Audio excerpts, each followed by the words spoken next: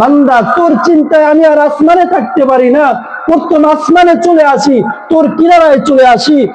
আল্লাহ যেন বান্দার কাছে বান্দার সাথে কথা বলে, হ্যাঁ বান্দা তুই গুনাহ করো, হ্যাঁ তোর দিল চাইছে তুই পার্কে অমুক মেয়ের সাথে গুনাহ করবি, কইরা ফেলাইছো, তোর কি এখনো আফসোস হয় না?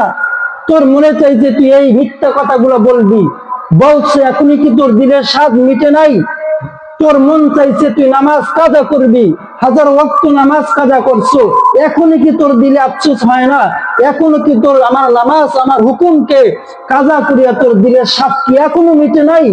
এত গুনাহ করার পরও কি এখনো তোর গুনাহ করার স্বাদটা মিটে নাই? আমি রবের কাছে কখন ফিরে আসবি? আমি আল্লাহর কাছে কবে ফিরে আসবি? আমি তো 24টা ঘন্টা তোর দিকে তাকায়া থাকি। বান্দা ফাফিরু ইলাল্লাহ, আমি আল্লাহর দিকে কখন বান্দা আসবি? এত গুনাহ করতেছো, জীবনটা বুঝ হইছে পর থেকে গুনাহ করতেছো, এখনো কি আমি আল্লাহ তাআলার কাছে ফিরে আসার মতন সময় কি তোর হয় নাই? দিন বোঝার সময় কি এখনো তোর হয় নাই? তুই এখনো গুনাহ করতেছো, এখনো গুনাহ করতেছো। যা, এই গুনাহকে আমি আল্লাহ মাফ করে দিব। গুনাহ আমাকে একটা জিনিস দিবি বান্দা। বান্দা বান্দার সাথে যেন আল্লাহ কথা বলতেছে, বান্দা একটা জিনিস চাই আমাকে দিবি। যেন বান্দা বলে মাওলা কি চান, কি আমার কাছ থেকে চান যে আমার জীবনের গুনাহগুলোকে মাফ করে দিতে? কি লাগবে আমার কাছে বলেন না।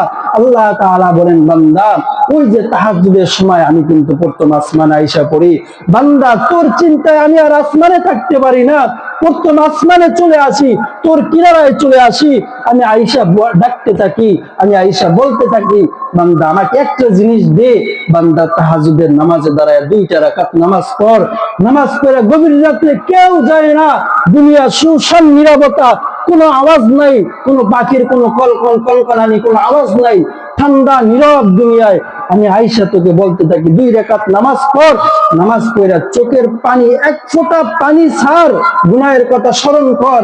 ওই এক ফোঁটা পানি আমার প্রয়োজন বান্দা, তোর গুনাহগুলোকে মুইসা ধুইয়া মুইসা পাক করে দেওয়ার জন্য বান্দা তোর এক ফোঁটা পানি দরকার, যাতে তোর এক ফোঁটা পানি দিয়া আমি তোর গুনাহটাকে মাফ করে ধুইয়া মুইসা পবিত্র বানায় দিতে পারি। বলেন আল্লাহ তাআলা কিচ্ছু চায় না, আল্লাহ তাআলা আপনাকে চায় না